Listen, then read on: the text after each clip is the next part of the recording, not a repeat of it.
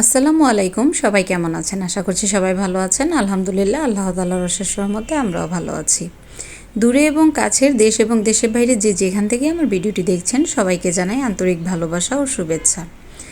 সকালের দিকে একটু ডিম ভেজে নিয়েছি, ফ্রিজে একটু খিচুড়ি রাখা ছিল, তো চিন্তা করছি সেই খিচুড়িটা গরম করে ডিম ভাজা দিয়ে খেয়ে নিব। বেশি দিন ফ্রিজে কিন্তু কোনো কিছু রাখলে দেখা যায় যে সেটার স্বাদ তেমন একটা ভালো থাকে না। তো অল্প একটু তেলের মধ্যে আমি পেঁয়াজ ভেজে তারপর খিচুড়িটা দিয়ে দিয়েছি। নামানোর আগে একটা ম্যাজিক মশলা দিয়ে খিচুড়িটা নামিয়ে নিয়েছি। এভাবে দিলে বাচ্চারা অনেক পছন্দ করে, সাথে একটু মুরগির মাংস ছিল, তো বাচ্চাকে এখন ডিম ভাজা দিয়ে খিচুড়িটা দিয়ে দিচ্ছি আর সাথে একটু মুরগির মাংস দিয়ে দেব। তো সন্ধ্যার দিকে আবার একটু বাসায় এসেছিলাম, আজকে আবার বাচ্চাদের বুবুর অ্যানিভার্সারি ছিল, তো আমাদের জন্য একটা কেক নিয়ে এসেছে। সেই কেকটা সবাই কেটে একসাথে সবাই কেকটা খেয়ে নিলাম আর কি। এটা হলো আবার পরের দিন সকাল থেকে আমি আবার ভিডিওটি শুরু করেছি। সকালে একটু চা বিস্কিট খেয়ে তারপর একটু রান্নাঘরটা আজকে ক্লিন করার ইচ্ছে আছে। মনে হয় অনেকটা সময় লেগে যেতে পারে, আর কাজের সময় দেখা গেছে অনেক সময় ক্যামেরা অন করলে কাজ করতে অনেকটা দেরি হয়ে যায়, তো সেই কারণে সব কিছু হয়তো বা আপনাদের সাথে ওইভাবে শেয়ার করা হবে না। আজকে সকাল থেকেই ঘরের সম্পূর্ণ কাজকর্মগুলো ভালোভাবে গুছিয়ে নিয়েছি, সবগুলো ফার্নিচার মুছে নিয়েছি, তারপর যতটুকু সম্ভব আর কি আমি আমার বাচ্চারা মিলে ঘরটাকে পরিষ্কার করে নিয়েছি। আর ঘরে যেহেতু হেল্পিং হ্যান্ড নেই, আমরা চেষ্টা করি প্রতিদিন এক একটা কাজ, এক এক দিন এক একটা কাজ যেন ডিপ ক্লিন করে নিতে পারি, পরিষ্কারের যে কাজগুলো থাকে ঘরের মধ্যে। তো ঘরটাকে এখন গুছিয়ে তারপর রান্নাঘরে চলে যাব। রান্নাঘরটা পরিষ্কার করার জন্য আমি এখানে একটা রেমেডি তৈরি করে নিয়েছি। হালকা কুসুম গরম পানিতে দিয়েছি ভিনেগার, দিয়েছি ভিম লিকুইড, আর দিয়েছি কাপড় ধোয়ার যে পাউডার আছে সেই পাউডারটা। তো এখন আমি রেমেডিটা ভালোভাবে তৈরি করে নিচ্ছি। তো এটা দিয়ে কিন্তু রান্নাঘরটা এত সুন্দর পরিষ্কার হয়েছে। আমার তো হেল্পিং হ্যান্ড নেই, তো আমি যতটুকু পেরেছি চেষ্টা করেছি যে রান্নাঘরটা ভালোভাবে ক্লিন করার জন্য। পাশাপাশি টাইলস যখন মুছে দিচ্ছিলাম, যে টাইলসগুলো এত সুন্দর ক্লিন হচ্ছিল, মানে খুবই ভালো লাগছিল। আমি কিন্তু এই রেমেডি দিয়ে আমার ফ্রিজটা পরিষ্কার করে নিয়েছি, তারপর ওয়াশিং মেশিনের উপরটা পরিষ্কার করে নিয়েছি। টাইলসও খুব সুন্দর ঝকঝকে চকচকে পরিষ্কার হয়, আপনারা বাসায় ট্রাই করে দেখবেন।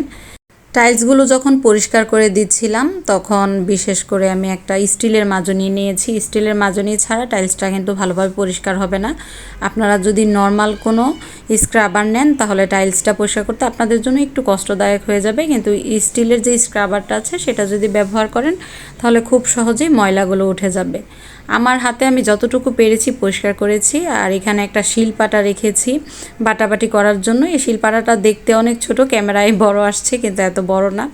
তো এটা তেমন একটা ব্যবহার করা যায় না আর কি। অনেক সময় আমি বাড়তে গিয়ে দেখেছি কেমন জানি পাটার মধ্যে ধার কম অনেক, তারপরও এখানে রেখেছি।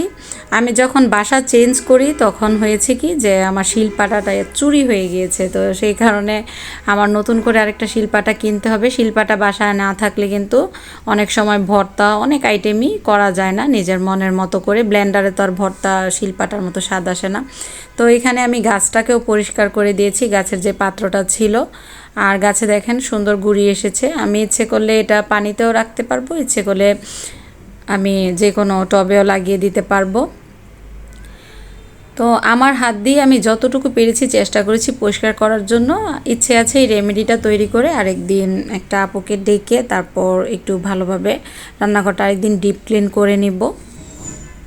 পরিষ্কার পরিচ্ছন্ন না থাকলে কিন্তু নিজের কাছেও ভালো লাগে না। আজকে এইরকম পরিষ্কার করতে গিয়ে সব কিছু রান্নাবান্নাও অনেকটা দেরি করে ফেলেছি। তারপর শুধু একটু ডিম রান্না করেছি, কারণ এত অল্প সময়ের মধ্যে অন্য কিছু রেডি করতে গেলে বাচ্চাদেরকে খাবার দেওয়া অনেকটাই দেরি হয়ে যাবে। সেই কারণে যাদের ঘরে একটু মাছির উপদ্রবটা বেশি করবে, আমার ঘরেও সেম একই সমস্যা আছে। তো এই রেমেডিটা যদি আপনারা একটু স্প্রের বোতলে রেখে দেন, দেখা গিয়েছে একটু স্প্রে করে দিলে টেবিলে বা রান্নাঘরে প্রতিদিন, তাহলে মাছির উপদ্রব থেকে আপনারা একটু প্রশান্তি পেতে পারেন। আমি কিন্তু রান্নাঘরটা পরিষ্কার করার পর আর টেবিলের উপরটাও পরিষ্কার করার পর অনেকটাই দেখছি যে মাছের উপদ্রব থেকে অনেকটা সময় আমি ছাড় পেয়েছি। এত ক্লিন রাখি তারপর অনেক সময় মন খারাপ হয়ে যায় যে মাছি কেন এত বিরক্ত করছে, খাবার টাবার উপরে এসে বসলে কিন্তু দেখতেও খারাপ লাগে বিষয়টা।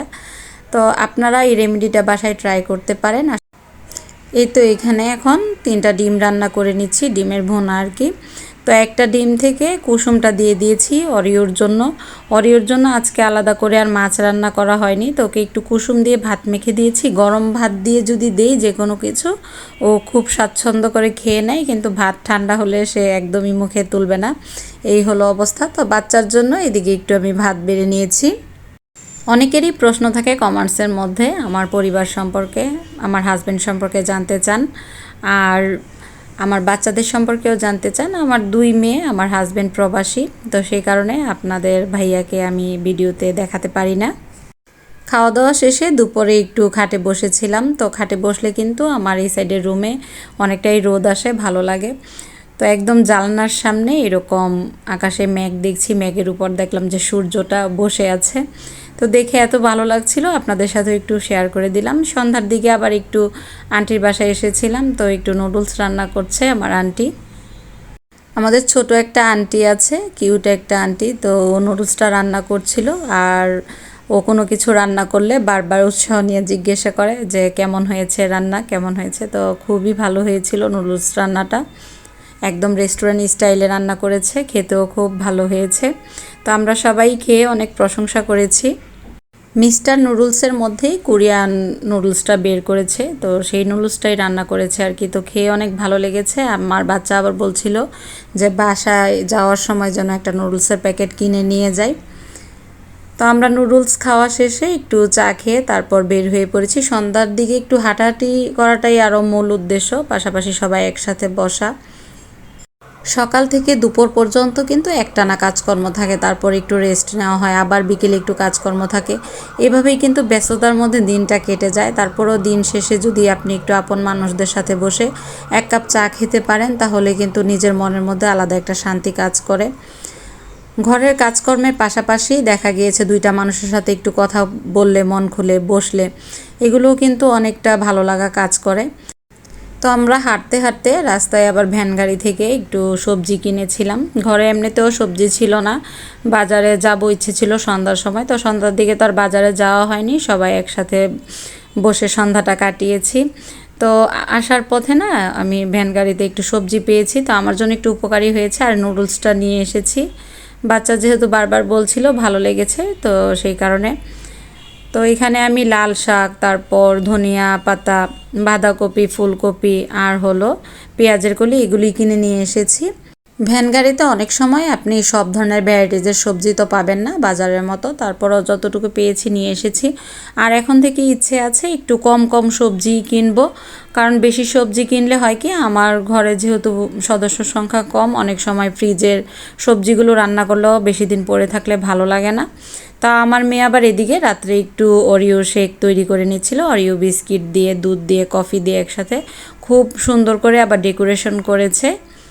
সরি, অরিও বিস্কিট না, চকলেট বিস্কিট দিয়েছে। তবে অরিও বিস্কিট বা চকলেট বিস্কিট যেটাই দেন না কেন, এই শেকটা এভাবে আপনারা তৈরি করতে পারেন, ভালো লাগবে।